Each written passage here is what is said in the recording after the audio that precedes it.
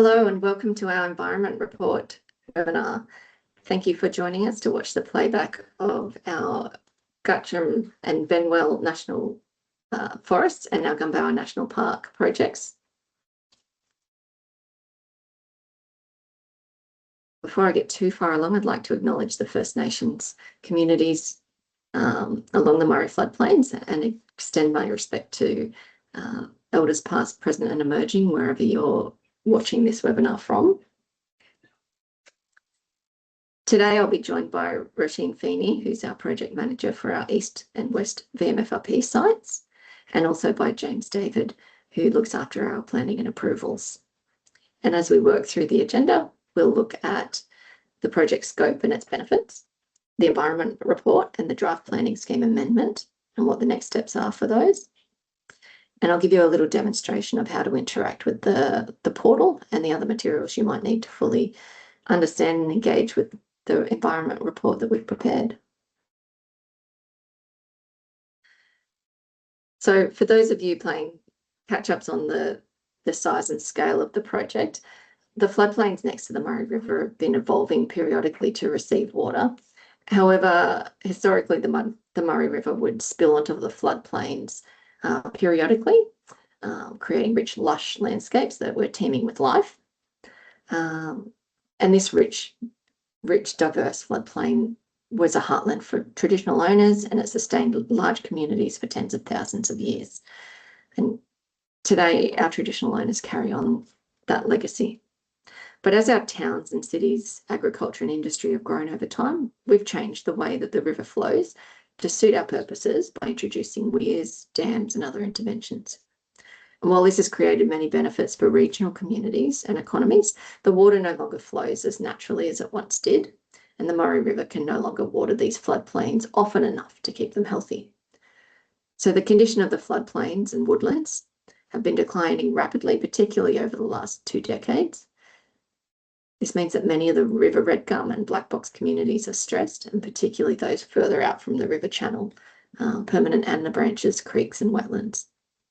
So under natural conditions, the river would spill onto the floodplains, but the increasing disconnectedness over the years has meant that we need to intervene. So our projects are intended to restore the health of the high value floodplains, to deliver water at the right place at the right time for the right volume and duration, and to deploy water for the environment when it's needed. So that means we need to be strategic with the water that we have for the environment, and make sure that we can direct it where it needs to go with some control. The next slide that I have for you shows the way that water moves across the floodplain. So the health of the floodplain relies on receiving periodic water. And as you can see from the diagram that we're looking at, every 1 to 3 years, we might be able to get water out into the non-woody grassland areas. But as we get further out from that central waterway, the topography changes and the frequency at which we need to water changes with it. So overbank flows have reduced by 43% of natural flows and now occur maybe 25 in every 100 years. Shorter durations of maybe 70% of what would naturally occur. And the intervals between these events are increasing by 152%. That's something in the order of 491 days between watering events. So the net result is that the forests and woodlands are in decline. Many of the river red gum and black box communities are stressed, and overbank flows as a catalyst for rich biodiversity need to be managed.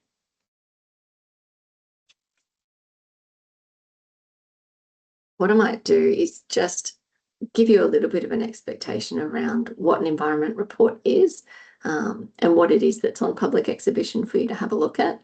The environment report is the collation of all of the studies and materials. It's quite large. There's a lot of information in it.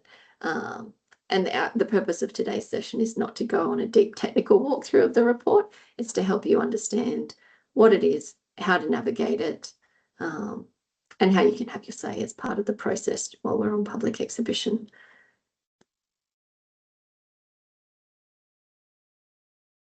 So what is the environment report? It's essentially an assessment of the impacts and the benefits of the work that's proposed for the Gunbower National Park and the Guttram and Benmore Forests. It's an essential step in the approvals process, so governments can't take a decision to proceed with a project until they have all of the information that's held within the environment report. It's really the most critical step within a planning and approval process, which James can talk a little further about. And the effect of preparing a comprehensive environment report is so that it supports decision making. Those who are taking a decision on what to do about floodplain restoration can have all information at their fingertips for that informed decision. I might hand over to Roisin as the project manager to take us on a little bit more of a journey specific to Gunbower National Park and to the Guttram and Benmore Forests. Hi everyone, my name is Roisin, and yeah, these projects are part of the Victorian Murray Floodplain Restoration Project, and the environment report that is currently on public exhibition focuses on our eastern sites, which are the Gunbower National Park and the Guttram and Benmore Forests. Over time, changes to the river system and climate have reduced how often these floodplains receive water, and the project's watering scenarios would be carefully managed operations, which would aim to mimic river water flooding onto the floodplain. That would have occurred more naturally, historically. It would have occurred more frequently, and before there was river regulation and before climate change impacts had been realised or increasingly realised. So as part of the project, we're proposing a number of pieces of infrastructure to assist the water getting onto the floodplain and also then retaining it on the floodplain for a certain amount of time. So this includes things like pump stations, their pipelines and outlets, large regulators, small regulators, containment banks, drop structures, and upgrading of existing levee penetrations. And as you can see this on the map here. So we have outlines of the proposed infrastructure and then the different, ecosystems that are on the floodplains. So Kate, you can go to the next slide now. Thank you. Yeah, so these areas contain important wetlands, which are ecosystems that depend on regular flooding. And without that, we start to see declines in vegetation health, habitat quality, and over time, overall ecosystem function.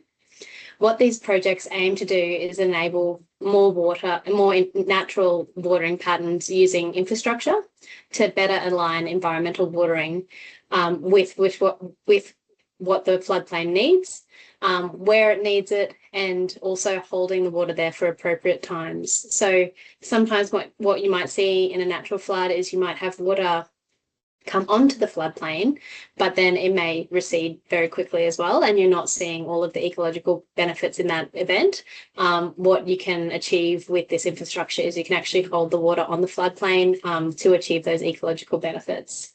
And in doing this, this will support the long-term health of these floodplain ecosystems, which are really, really limited systems in the Victorian context. Floodplains and wetland systems are really limited, and it's really important to protect them. So now I'll hand over to James, who will just spend a bit of time talking you through the environment report, what is in it, and the process that is currently going on. Thanks, James. Thanks, Roche. Thanks, Kate. As you can see from this slide, there's a number of parts to the environment report. Kate mentioned off the top, they're big documents. They really are. And they're not necessarily designed for someone to read cover to cover, front to back, but they are set up in such a way that there is a cascading level of detail. So you can drill into your area of interest as much or as little as you like. Starting off really with the summary document, consolidates everything down to a couple of dozen pages. We've got the main volumes of the report, chapters, attachments, and the full specialist assessments. And this is where the real cascading of documentation happens. The specialist reports are anywhere from a couple of hundred pages to several hundred pages, with the scientific technical assessments. That's where the greatest level of detail is. And then as you, I guess, move forward through the environment report chapters and into the summary documents, it gets more higher level, more summarized. One of the attachments to the environment report is that draft planning scheme amendment you can see there. That's one of the really key approvals documents for the projects, and we've got some other information available around what that is and how that works. I think we have a fact sheet on the PSA as well that sits alongside these environment report documents. So you can read it all or just focus on whatever areas and whatever level of detail you like. You're probably aware we're currently on exhibition now until the 12th of May. During that period, any member of the public, agency, groups is invited to make a submission. That submission goes to and is received by Planning Panels Victoria, independent of us. We will receive a copy as a project team. There's an expectation that we'll address the themes and issues that are raised in those submissions and provide those responses to an independent panel. That independent panel of experts being appointed by the Minister for Planning. They'll conduct a public hearing. There'll be a directions hearing to kick that off on the 22nd of May, and then the main hearing we expect to commence in late June. Those who have made a submission have a chance to participate in that public hearing if you choose to. You would just need to nominate when making your submission. At the conclusion of that independent inquiry, the panel hearing, the panel will write their report full of recommendations to the Minister for Planning. The Minister for Planning then writes the Minister's assessment, and it's the Minister's assessment, when that's published later in the year, that will inform the statutory approval decisions around whether or not the projects should proceed as proposed or with some recommended alterations, and those recommendations would be teased out through the process and documented in the Minister's assessment. So it's quite a process to run through over the coming few months. The main dates would be the close of submissions on the 12th of May, directions hearing on the 22nd of May, and then the main hearing, which is due to commence in late June, and that's likely to run for a couple of weeks. Thanks, Kate. Thank you. So what I might do is I'm going to stop sharing the presentation briefly and just open up a browser, and I want to just give you a quick demonstration of how you can find VMFRP's project website and what you can find once you're on it. So let me just open this for you and I'll go back to sharing.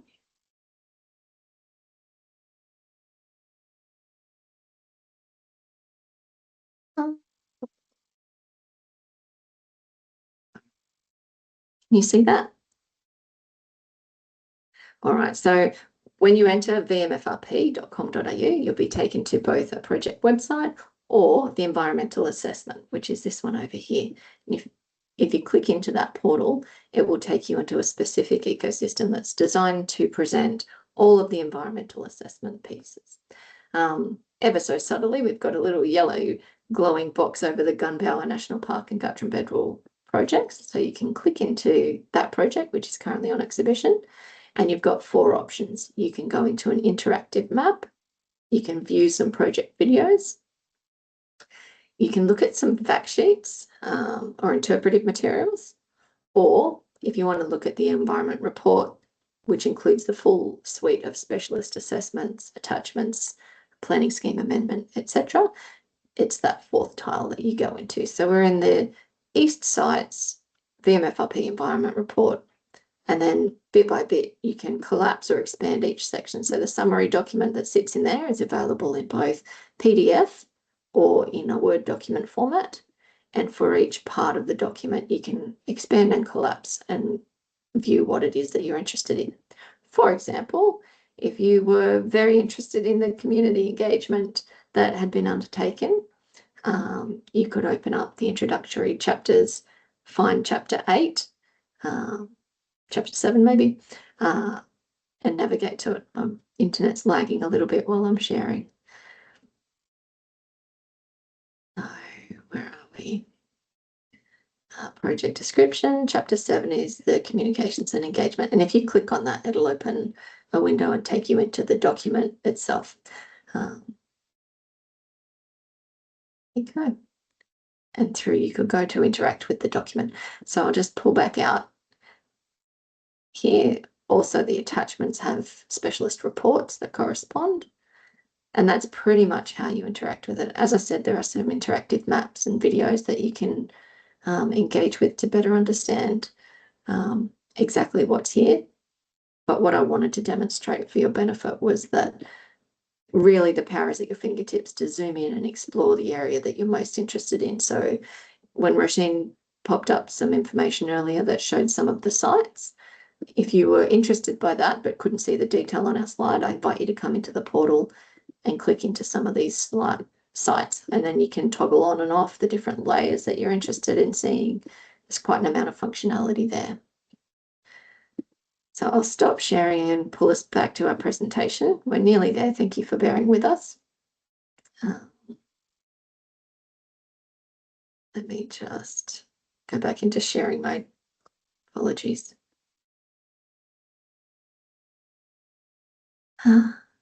Share.